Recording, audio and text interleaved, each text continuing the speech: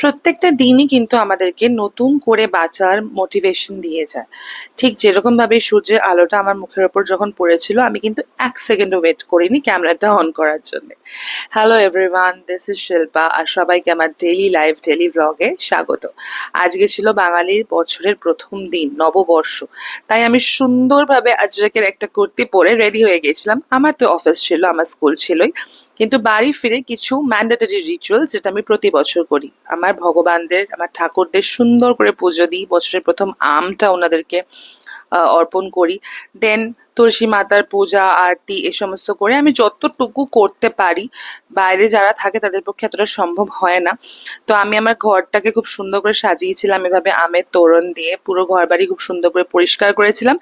এরপরে আমি পেয়ে গেছিলাম সব থেকে বড় সারপ্রাইজ, কারণ আমার হাজব্যান্ড এই ডিলিশিয়াস খাবারগুলো যেটা আমার ফেভারিট, এখানে একটা বাঙালি রেস্টুরেন্ট থেকে অর্ডার করে দিয়েছিল।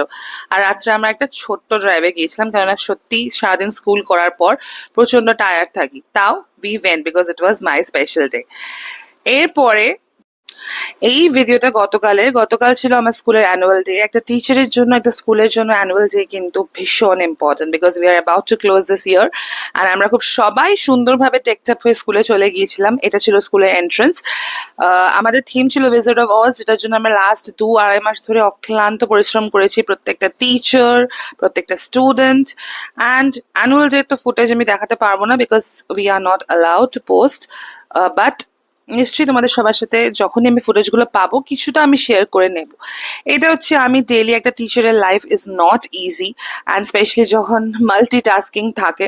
কেননা আমি মনে করি, আমি নিজেকে খুবই লাকি মনে করি যে আমি এতগুলো স্টুডেন্টের ভবিষ্যৎ তৈরি করতে একটু হলেও হেল্প করছি। আর এটা ছিল আমাদের অডিটোরিয়াম, যেটা কালকেই উদ্বোধন হয়েছে, because this auditorium was not there before. We ended our day with this beautiful delicious shorts.